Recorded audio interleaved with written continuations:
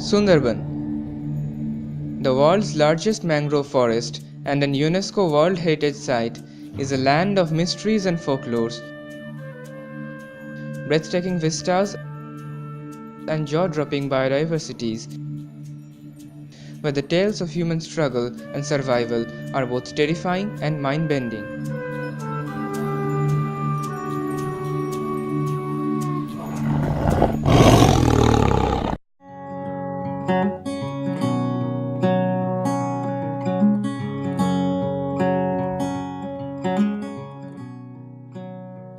Formed by the confluence of the mighty Ganges, the Brahmaputra, and the Meghna River, the Sundarban spans across an area of 10,000 square kilometers, with over 40% of these forests situated in the state of West Bengal in India, and the rest falls in Bangladesh.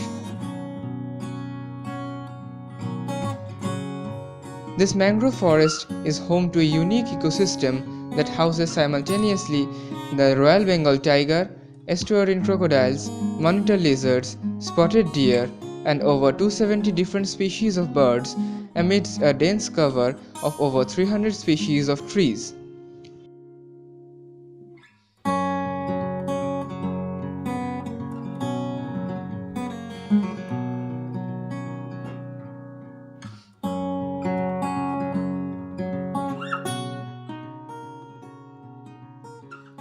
On the Indian side, the Sundarban archipelago is composed of 102 islands, of which 54 are human inhabited and is home to around 4.5 million people.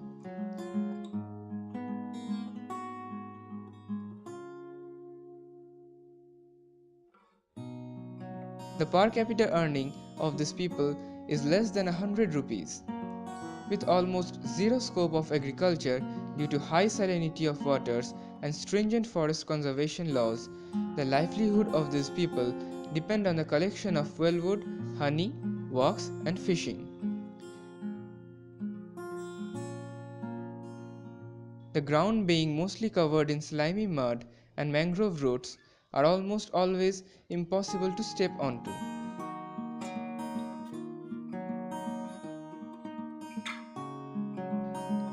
Essentially, boats, motorized and road, becomes their principal means of transport.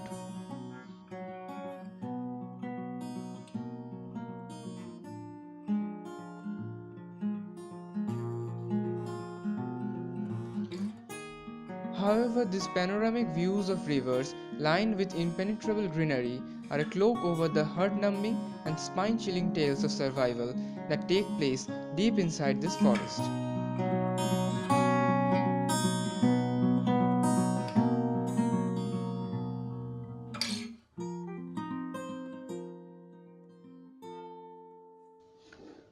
Of all the professions performed in the heartland of Sundarban, fishing is the most common and the most profitable.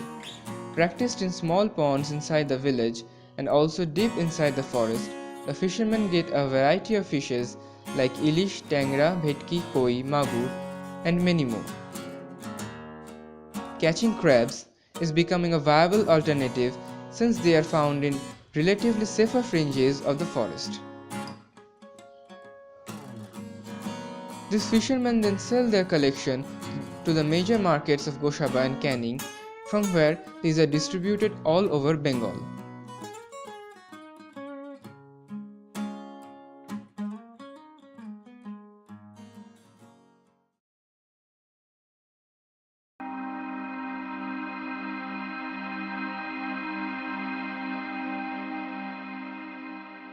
Honey collection is another important activity and almost like a tradition for these forest dwellers, which take them right into the heart of the Tigerland.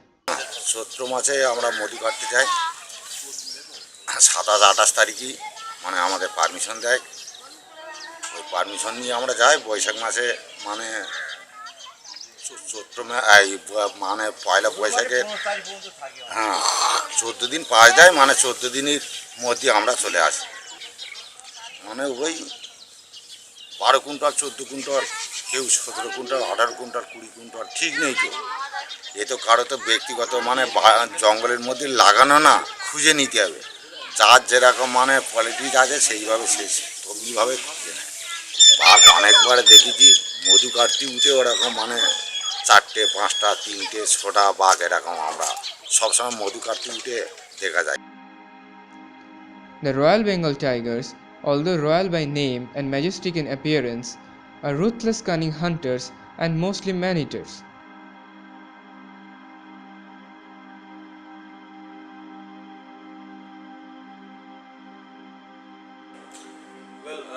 Regarding tiger monitoring, we monitor tiger population in Sundarban Tiger Reserve every year. We call it phase 4 estimation. As per last phase 4 camera trapping data, we have about 87 number of unique photographed tiger. This rising tiger count, although a positive sign for animal lovers, provides extreme challenges to the poor locals. Deaths and injuries at the paws of a tiger are a story of almost every household.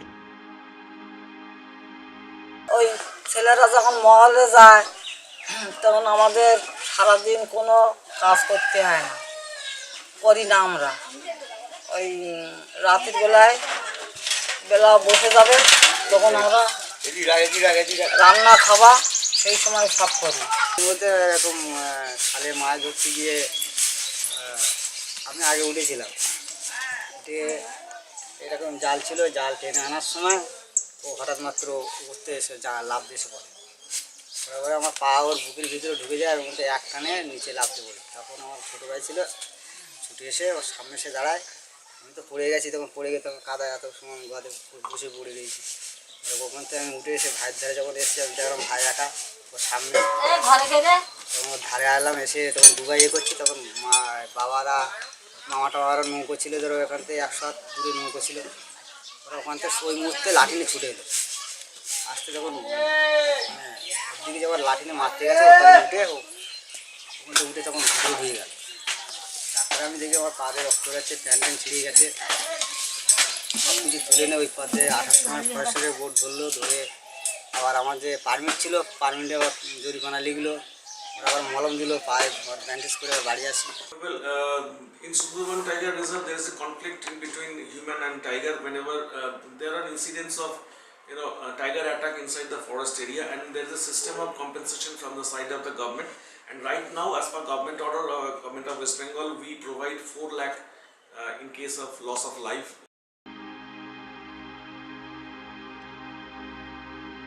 Despite the severe hardships of life, Sundarban is a home of traditions, legends, and a diverse culture. One such unique tradition is the worship of Bono Bibi, the forest goddess, who is revered by the Hindus and Muslims alike.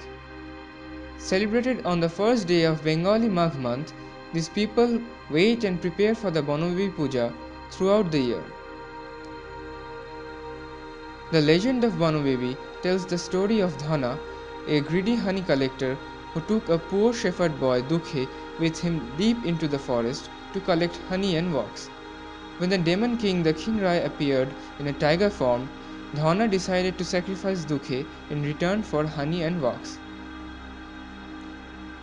Under imminent danger, Dukhe chanted the name of Bono Bibi, who appeared in a lady form to save him from the King Rai. Bono Bibi, being an avatar of a mother, also pardoned the King Rai, and Rai gifted Dukhe wax and honey and let him return to the village safely.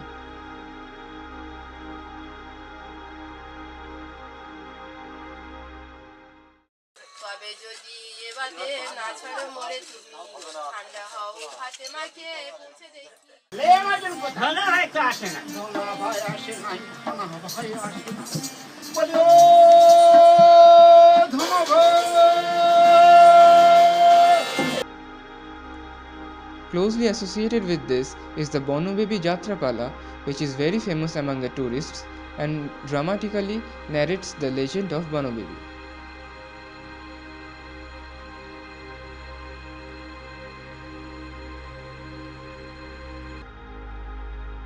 To preserve this diverse but brittle ecosystem and the lives of its locals is a daunting task. The forest officials, coast guards, and the government work day and night to achieve this astounding feat. We regulate. We allow fishing in a particular zone, we allow tourism in a particular zone, and we manage some of the area as a pristine habitat where none of the activities are allowed. So that is the government strategy, so that we can have a balance in between the conservation of nature and its values, and also we can take care of this livelihood needs of the people who actually depend on the forests of Sundarbans. Providing alternate livelihood opportunities to these villagers is another government concern.